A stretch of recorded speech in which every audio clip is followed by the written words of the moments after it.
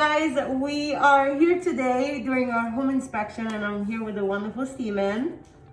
He works with Sea to Sky Home Inspection, and I thought it would be really helpful for especially a lot of first-time home buyers to know what is an inspection and what are some questions that you should be asking your home inspectors.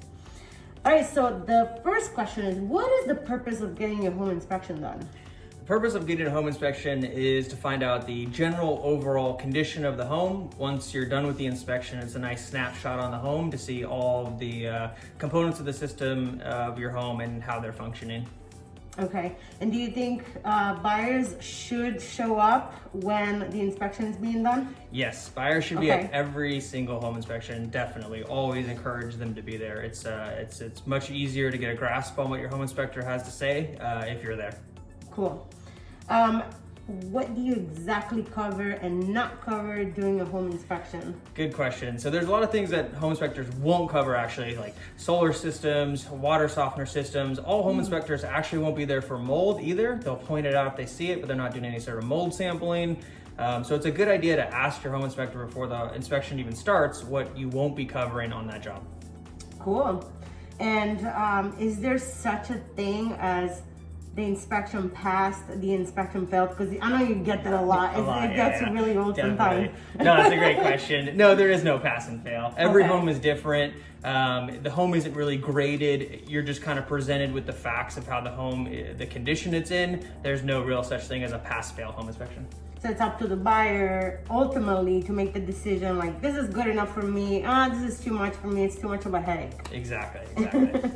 And is the termite inspection included in your home inspection? So for us, we are licensed termite inspectors, so we can perform a termite inspection. But I would say 9 times out of 10 with the home inspector, you will not be getting a termite inspection with that. So it's definitely something to inquire about. How much does a home inspection cost?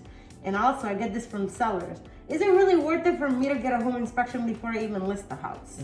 Good question. So home inspection costs are basically just off of square footage. So it depends on every home's different. I mean, for your typical single family home, you're probably gonna expect to pay around $400, but it's always gonna be different.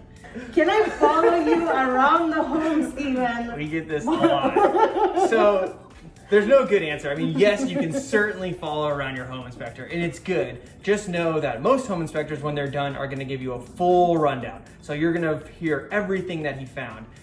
If you wanna follow around your home inspector, it's a great idea, you can do it, but I would say try not to interject too many times. And really the reason being is home inspections are done on a rhythm, they're done on a system.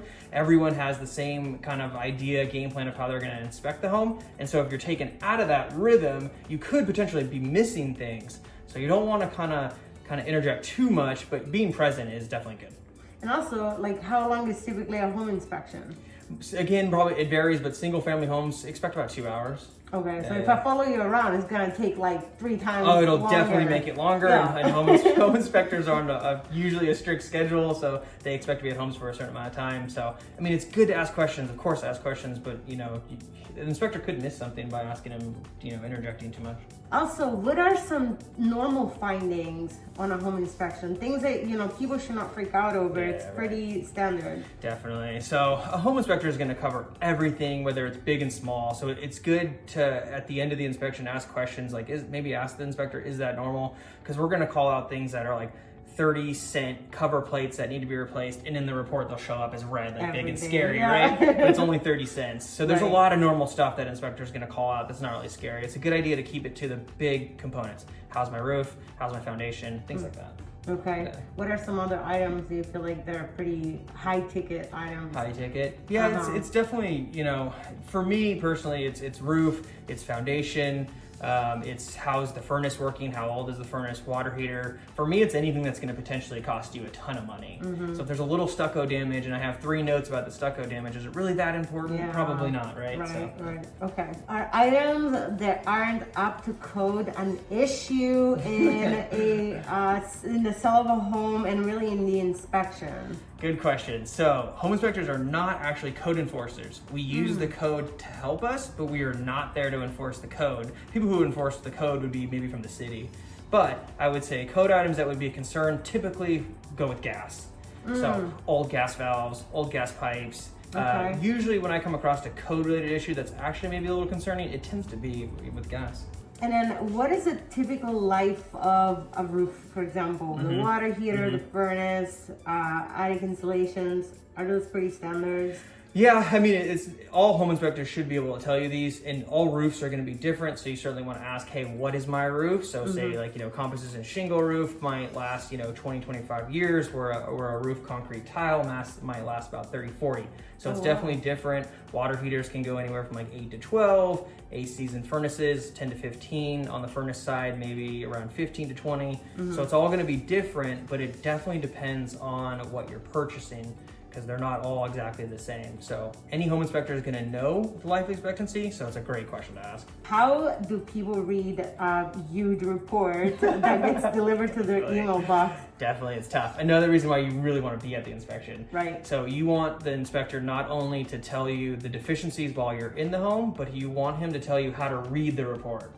Personally, I love our software that we use. I think it's really user-friendly. So easy. Yeah, but some of them are really tough to look at. Even as a home inspector, I come across some like, oh my gosh, what am I looking at? It's overwhelming. Yeah, you definitely want the inspector to tell you how to look at it. Definitely. What does your report look like? Tell the people at home. So basically ours is pretty good. So it's gonna have a picture of the deficiency. It's gonna say what the deficiency is, what tier it is, how bad it is basically, and then it's gonna tell you how to fix it and who fixes it. Oh. So it's really helpful, definitely.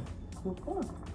And the last question is this home a deal breaker? How often do you get it after you're done going through it? Usually the agents are the one asking us that question, right? No, it's deal breakers kind of go back to what we talked about earlier. It's basically just what are the big components that might be failing in a home, and it's not necessarily a deal breaker. It's what can you afford, because I don't know how much a buyer has to put into a home. So stick to the big stuff, right? What's going to cost you a ton of money? Is it a $20,000 roof replacement? Is it a brand new furnace replacement? Stick to the stuff that might cost you a lot of money, basically. All right. Yeah. Awesome. Well, thank you so much. You. And again, I hope this video was helpful for you guys. And for any further questions about home inspection, feel free to hit up Sea to Sky Inspections. Thank you guys.